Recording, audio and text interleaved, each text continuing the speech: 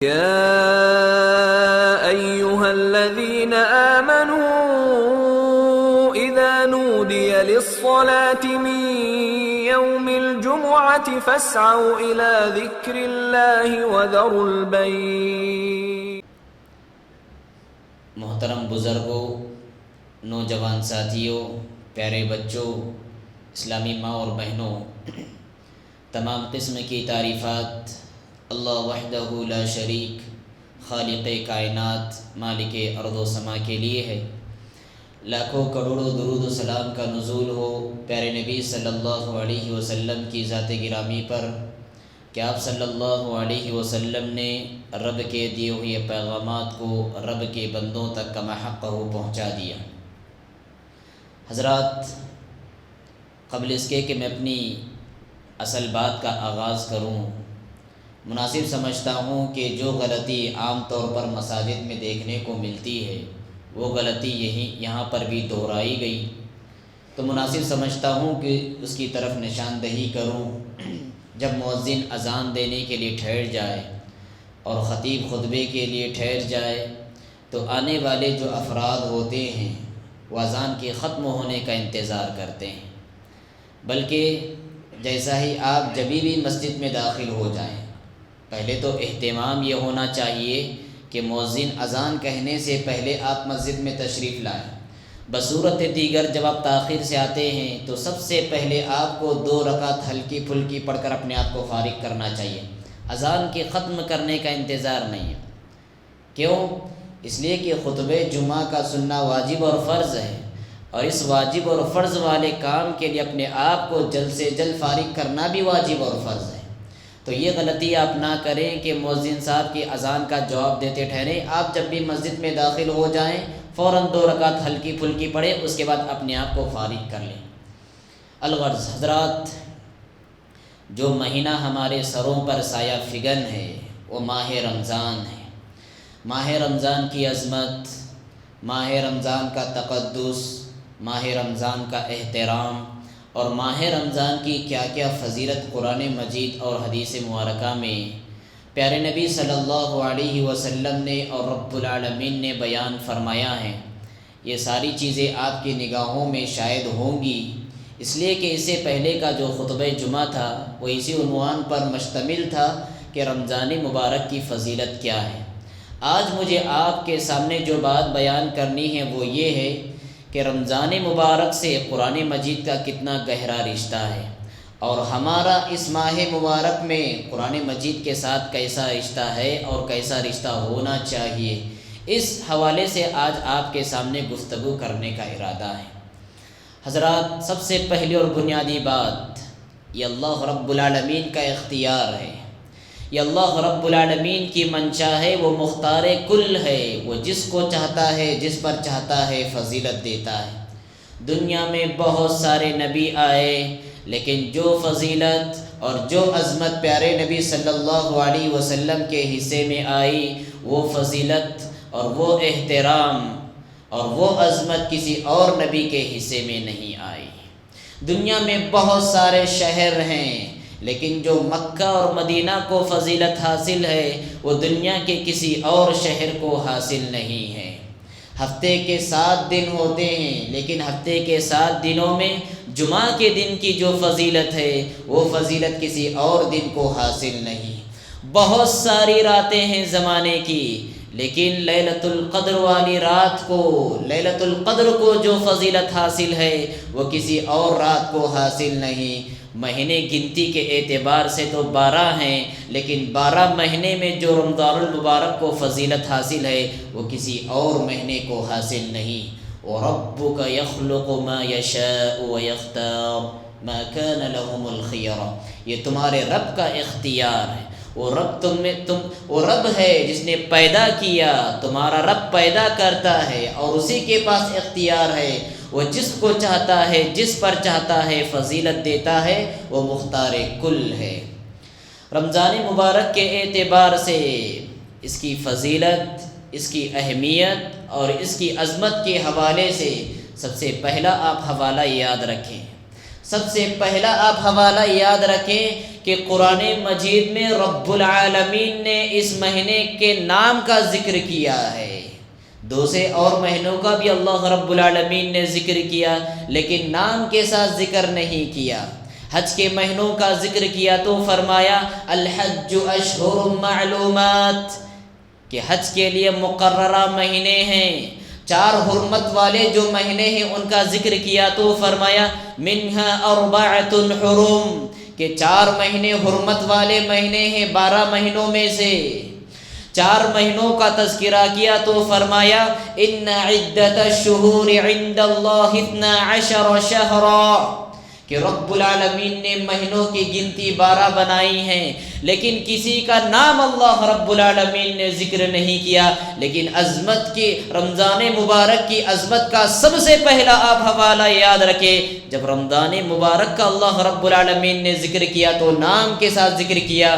جب رب کا قرآن یہ کہتا ہے شہر رمضان الذی انزل فیہ القرآن، کہ رمضان کا مہینہ یہ وہ بابرکت مہینہ ہے جس میں ہم نے قرآن کو نازل کیا۔ سبحان اللہ، اور مہینے ہو سکتے تھے اور دن ہو سکتے تھے، لیکن رب العالمین نے رمضان کو جو احترام بخشا ہے اس قرآن کے نزول کے لیے۔ لوح محفوظ میں تھا قرآن، رمضان کے مہینے میں آسمان دنیا میں نازل ہوا، آسمان دنیا میں نازل تھا قرآن، اترا ہوا تھا قرآن، رمضان کے مہینے میں زمین پر نازل ہوا۔ شہر رمضان الذی انزل فیہ القرآن، اس سے آپ اندازہ لگا سکتے ہیں کہ رمضان اور قرآن کا تعلق اور رشتہ کتنا زیادہ گہرا ہے۔ رمضان اور قرآن کا جو لگاؤ ہے، جو دونوں کا رشتہ ہے کتنا زیادہ مضبوط ہے۔ اور سبحان اللہ، جو چیز قرآن سے جڑ گئی وہ چیز محترم ہو گئی، وہ چیز صاحب فضیلت ہو گئی۔ آپ دیکھیں قرآن کو لانے والے کون آسمان سے؟ جبرائیل علیہ السلام، جو کہ فرشتوں میں سب سے بڑے فرشتے اور سب سے محترم فرشتے۔ جبرائیل علیہ السلام، کس کے پاس قرآن لایا گیا؟ محمد الرسول اللہ صلی اللہ علیہ وسلم کے پاس، جو امام الانبیاء ہیں، نبیوں کے جو امام ہیں۔ کس شہر میں قرآن لایا گیا؟ مکہ اور مدینہ میں، جو دنیا میں سب سے محترم شہر ہیں، دنیا میں سب سے عظمت والے شہر ہیں۔ کس مہینے میں لایا گیا قرآن؟ رمضان میں، جو کہ سارے مہینوں میں فضیلت رکھتا ہے۔ تو جو چیز قرآن سے جڑ گئی وہ چیز صاحب فضیلت ہو گئی، وہ چیز برتر اور بہتر ہو گئی۔ حضرات، یہ رمضان مبارک اور قرآن مجید کی عظمت کا سب سے پہلا حوالہ تھا جو میں نے آپ کے سامنے رکھا۔ حضرات، قرآن مجید اور رمضان مبارک کے رشتے کے تعلق سے دوسری بات اور دوسرا حوالہ جو میں آپ کے سامنے رکھنے جا رہا ہوں وہ یہ ہے کہ رمضان مبارک میں قرآن مجید پڑھنے کا ایک الگ ہی ثواب ہے، اس کا ثواب دگنا ہو جاتا ہے۔ اللہ کے رسول صلی اللہ علیہ وسلم فرماتے ہیں کہ آپ ایک لفظ پڑھتے ہیں، آپ ایک لفظ پڑھتے ہیں، ایک حرف پڑھتے ہیں تو آپ کو قرآن مجید کے ایک حرف کے بدلے میں 10 نیکیاں ملتی ہیں۔ الف لام میم، مثال کے طور پر اللہ کے رسول صلی اللہ علیہ وسلم نے مثال دے کر بتلایا، الف لام میم کتنے حروف یہ؟ 3 حروف یہ، کتنی نیکیاں ہو گئی؟ 30 نیکیاں ہو گئی۔ 3 حروف ہیں، 30 نیکیاں ہو گئی۔ یہ عام دنوں کی بات ہو سکتی ہے، لیکن رب العالمین کا یہ وعدہ ہے جو نیکی تم رمضان مبارک میں کرو گے اس کا دگنا اجر اللہ رب العالمین عطا فرمائے گا، دگنا اجر اللہ رب العالمین عطا فرمائے گا۔ رمضان مبارک میں جو بھی عبادت کرو گے، جو بھی بندگی کرو گے، چاہے وہ تلاوت کی عبادت ہو، وہ ذکر و اذکار کی عبادت ہو، وہ نماز کی عبادت ہو، وہ روزے کی عبادت ہو، وہ تراویح کی عبادت ہو، جو عبادت آپ اس مہینے میں کریں گے رب العالمین کا یہ وعدہ ہے کہ ہر اجر کا ثواب رب العالمین دگنا بنا کر عطا فرمائے گا۔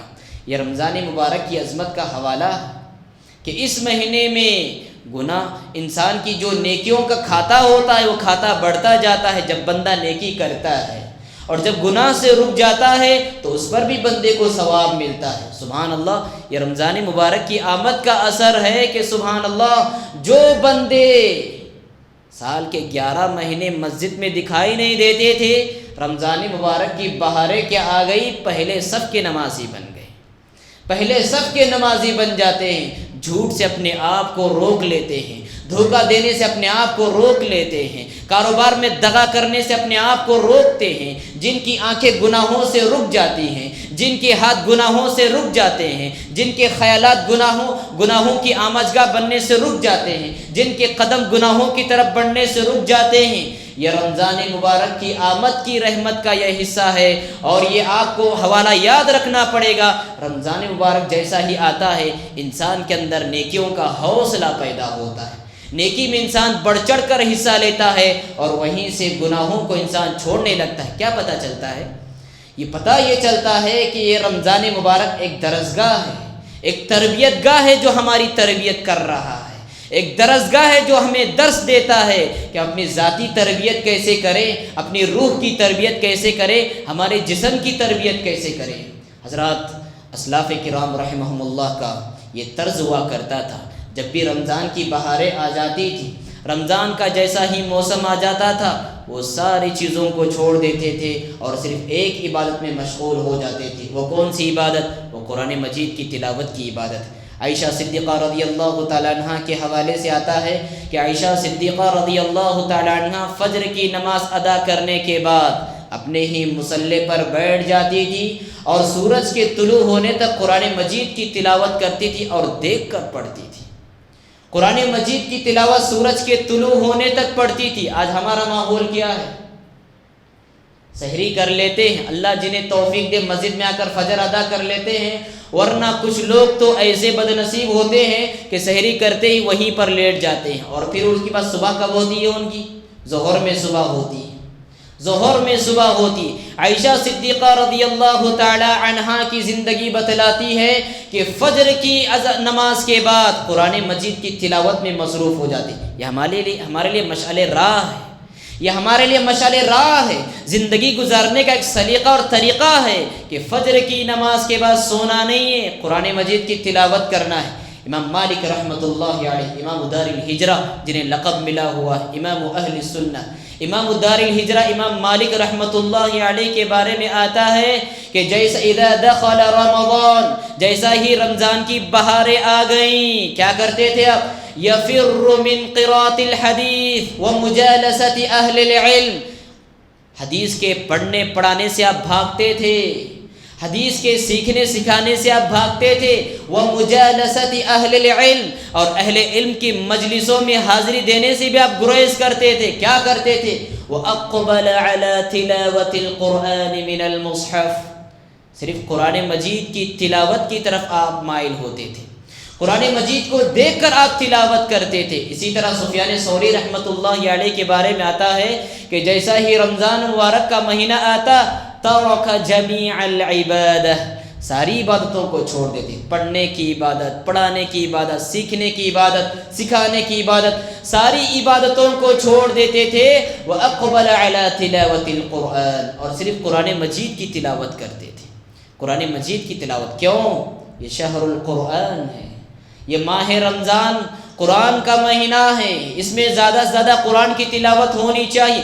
امام شافعی رحمۃ اللہ علیہ کے بارے میں آتا ہے سبحان اللہ، پورے رمضان میں 60 مرتبہ قرآن مجید ختم کیا کرتے تھے، پورے رمضان میں 60 مرتبہ قرآن مجید سورۃ الفاتحہ سے لے کے سورہ ناس تک 60 مرتبہ ختم کیا کرتے تھے۔ آج 10واں روزہ ہے، ہم میں سے کتنے بد نصیب ایسے ہیں جنہوں نے شاید ایک پارہ مکمل پڑھا ہوگا، کتنے بد نصیب ایسے ہیں ہم میں سے جنہوں نے ایک سورہ مکمل پڑھا ہوگا، سورہ بقرہ۔ آج 10واں روزہ ہے، ہماری روزوں کا یہ حال ہے، ہماری قرآن سے تعلق کا یہ حال ہے کہ کتنے بد نصیب ہے جنہوں نے تو قرآن کھولا ہی نہیں ہوگا۔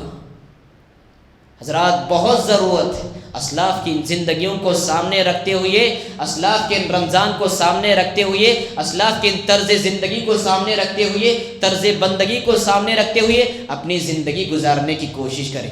پیارے نبی صلی اللہ علیہ وسلم ارشاد فرماتے ہیں کہ رمضان اور قرآن، روزہ بندے کی جو عبادت ہوتی ہے روزے کی شکل میں، اور تلاوت کی شکل میں جو قرآن کی عبادت ہوتی ہے، اللہ کے رسول صلی اللہ علیہ وسلم فرماتے ہیں الصیام والقرآن یشفعان للعبد یوم القیامہ، روزہ اور تلاوت قرآن رب العالمین کے پاس آئے گا قیامت کے دن، اور آئے گا، صرف آئے گا نہیں، سفارش کرے گا اپنے بندے کے حق میں، اپنے روزے دار کے حق میں روزہ سفارش کرے گا، قاری کے متعلق قرآن مجید سفارش کرے گا، کیا کہے گا؟ اے رب انی منعتہ الطعام والشہوات بالنہار، روزہ کہے گا اے پروردگار یہ تیرا ایسا بندہ ہے کہ دن بھر روزہ رکھا کرتا تھا، بھوکا پیاسا رہا کرتا تھا، اور میری وجہ سے اپنی خواہشات کو اس نے ترک کر دیا تھا، فشفعنی فی، آج میری سفارش اس بندے کے حق میں تو قبول فرما، اس کو جنت کا حقدار ٹھہرا دے۔ آگے اللہ کے رسول صلی اللہ علیہ وسلم فرماتے ہیں پھر قرآن مجید بھی آئے گا، قرآن مجید بھی آئے گا اور کہے گا یا رب انی منعتہ اللیل، یا رب انی منعتہ النوم باللیل، اے رب العالمین یہ تیرا ایسا بندہ تھا جو رات جاگ جاگ کر قیام اللیل کرتا تھا، اور قیام اللیل میں لمبی لمبی نمازیں پڑھتا تھا، لمبے لمبے سورتیں پڑھتا تھا، اور بڑی بڑی نمازیں پڑھتا تھا، فشفعنی فی، لہٰذا اس کے حق میں آج میری سفارش تو قبول فرما، فیشفعان، اللہ کے رسول فرماتے ہیں ان دونوں کی سفارش قبول کی جائے گی۔ کتنا بڑا خوش نصیب ہوگا وہ انسان، کتنا بڑا خوش نصیب ہوگا وہ انسان جس کے حق میں کل قیامت کے دن روزہ گواہی دے رہا ہوگا، قرآن مجید گواہی دے رہا ہوگا، اور دونوں کی گواہی سے ایسا انسان جو جہنم کی طرف جا رہا تھا، دونوں کی گواہی سے، دونوں کی سفارش کرنے کی وجہ سے رب العالمین ایسے بندے کو جنت کا حقدار ٹھہرا رہا ہوگا۔ سبحان اللہ۔ حضرات، بہت بڑی عظمت والی بات ہے کہ ہم روزہ رکھتے ہوئے قرآن مجید کی تلاوت کریں، ہم روزے کی عبادت کے ساتھ ساتھ قرآن مجید کی تلاوت کریں۔ ایک تو شکل یہ ہے کہ ہم قرآن مجید لے کر بیٹھیں، قرآن مجید کی تلاوت کریں، تدبر کے ساتھ تلاوت کریں، قرآن مجید کو اثر کو لیتے ہوئے تلاوت کریں، اس کی لذت، چاشنی اور مٹھاس کو محسوس کرتے ہوئے ہم تلاوت کریں۔ اور دوسری شکل کیا ہے قرآن مجید کی تلاوت کی؟ قیام اللیل۔ قیام اللیل، اللہ کے رسول صلی اللہ علیہ وسلم نے فرمایا من قام رمضان ایمانا واحتسابا غفر له ما تقدم من ذنبه، اور یہی ثواب آپ کو روزے کے تعلق سے ملے گا، یہی ثواب جو ثواب کے قیام اللیل کا ہے، یہی ثواب آپ کو رمضان کے تعلق سے بھی ملے گا۔ روزہ کیا ہے؟ بندے پر فرض ہے، روزہ بندے پر واجب ہے، کتب علیکم الصیام، روزہ فرض ہے، اس کا ثواب یہ ہے من صام رمضان ایمانا واحتسابا غفر له ما تقدم من ذنبه، جو بندہ احتساب اور رب العالمین پر ایمان رکھتے ہوئے روزہ رکھے گا اس کے سابقہ گناہوں کو اللہ رب العالمین معاف فرمائے گا۔ جو ثواب روزے رکھنے کا ہے، پیارے نبی نے فرمایا وہی ثواب رات میں قیام اللیل کرنے کا ہے۔ من قام رمضان ایمانا واحتسابا غفر له ما تقدم من ذنبه، کہ جو بندہ ایمان اور اللہ رب العالمین سے اجر کی امید کے ساتھ قیام کرتا ہے، غفر له ما تقدم من ذنبه، اس کے سارے اگلے پچھلے گناہ معاف ہو جاتے ہیں۔ حضرات، پیارے نبی صلی اللہ علیہ وسلم کی ایک حدیث ہے جس میں اللہ کے رسول صلی اللہ علیہ وسلم نے ارشاد فرمایا کہ جب بندہ امام کے ساتھ نماز پڑھتا ہے، عشاء کی نماز پڑھتا ہے، عشاء کی نماز امام کے ساتھ پڑھتا ہے، اور پھر عشاء کی نماز کے بعد امام کے ساتھ قیام کرتا ہے، تراویح کی نماز پڑھتا ہے، قیام اللیل پڑھتا ہے، تہجد کی نماز پڑھتا ہے، امام جیسے پڑھ کر رخصت ہو گیا، وہ بندہ بھی جب امام کے ساتھ رخصت ہو جائے گا، اللہ کے رسول صلی اللہ علیہ وسلم ارشاد فرماتے ہیں اس بندے کو اتنا اجر و ثواب ملے گا گویا کہ اس نے پورے رات کا قیام کیا۔ سبحان اللہ، پورے رات کا قیام کرنے کا اجر و ثواب۔ اب دیکھیں لاک ڈاؤن کے پیش نظر ہماری تراویح کی نماز کتنے گھنٹے کی ہو رہی ہے؟ آدھا گھنٹہ مشکل سے، 40 منٹ مشکل سے، 50 منٹ مشکل سے ہماری تراویح کا ٹائم ہے۔ اللہ کے رسول صلی اللہ علیہ وسلم فرماتے ہیں یہ 30 منٹ کی نماز، امام کے ساتھ یہ 40 منٹ کی تراویح، امام کے ساتھ یہ 50 منٹ کی تراویح تم پڑھتے ہو، حقیقت میں تم پوری رات کا قیام کر رہے ہو۔ کتنا بڑا اجر و ثواب ہے اس قیام اللیل کرنے کا۔ اور اسی لیے تو قرآن مجید جب بندہ تراویح کی نماز میں قرآن پڑھتا ہے تو اسی لیے قرآن سفارش کرتا ہے۔ اللہ کے رسول صلی اللہ علیہ وسلم نے فرمایا اقرأوا القرآن فإنه يأتي يوم القیامة شفیعا لأصحابہ، کہ بندو قرآن پڑھا کرو، اس لیے کہ قرآن صاحب قرآن کے حق میں گواہ بن کر آنے والا ہے، سفارشی بن کر آنے والا ہے، بندے کو نارے جہنم سے بچا کر جنت کا وارث بنا کر آنے والا ہے۔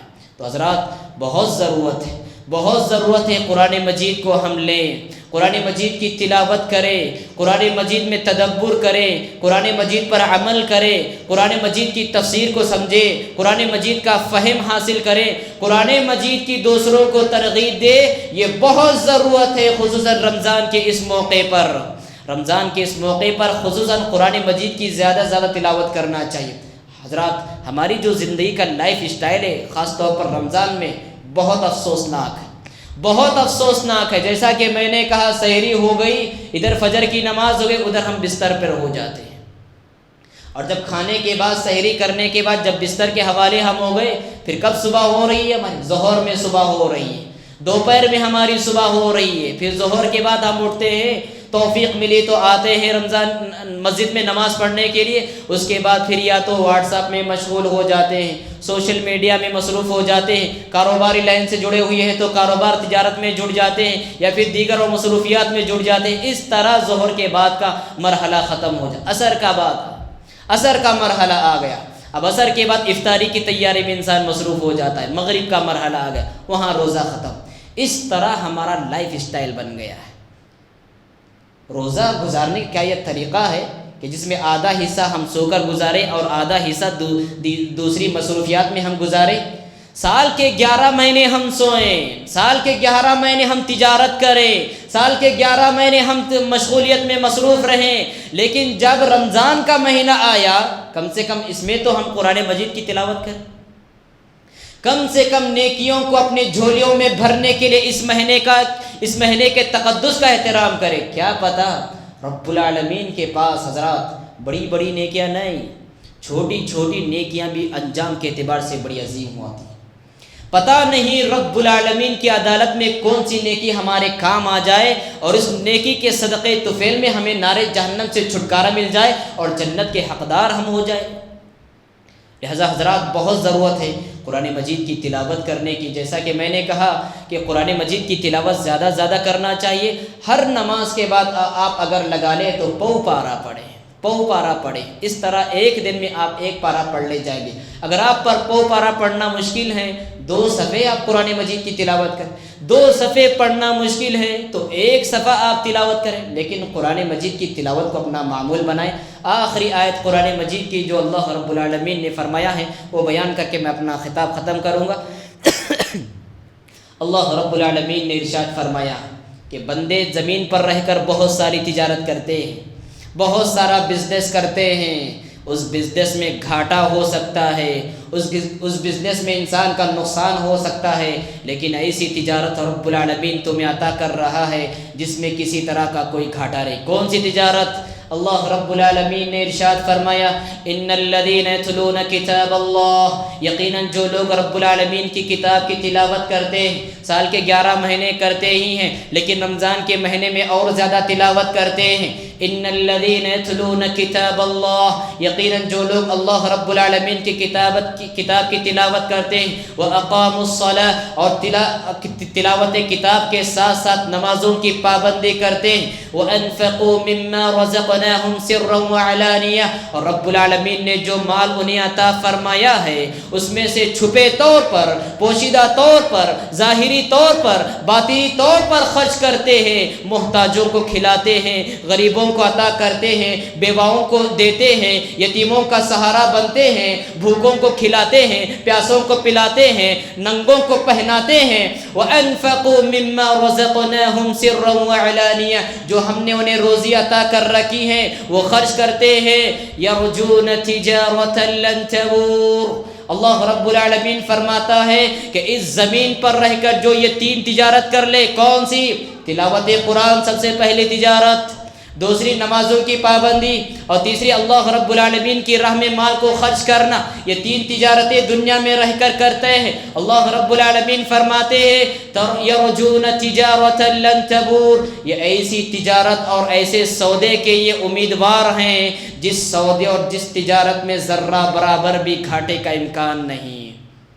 لیوفیہم اجورہم ویزیدہم من فضلہ، اللہ رب العالمین آگے فرماتا ہے تاکہ ان کے اعمال کا بھرپور بدلہ انہیں دیا جائے، اور اللہ رب العالمین اپنے فضل سے اور زیادہ عطا کرنے والا ہے۔ انہ غفور شکور، یقیناً وہ بڑا غفور ہے، بڑا بخشنے والا ہے اور بڑا قدردان ہے۔ حضرات، یہ چند باتیں تھیں جو آپ کے گوشے گزار کی گئیں۔ دعا ہے رب العالمین سے بار الہ اس مہینے کی ہمیں قدر کرنے کی توفیق عطا فرما۔ بار الہ قرآن مجید کی زیادہ زیادہ تلاوت کرنے کی توفیق عطا فرما۔ بار الہ قرآن مجید کو ہمارے حق میں سفارشی بنا، ہمارے خلاف گواہ نہ بنا، ہمارے حق میں گواہ بنا۔ اقول قولی هذا واستغفر الله لي ولكم ولسائر المسلمين فاستغفروه انه هو الغفور الرحيم۔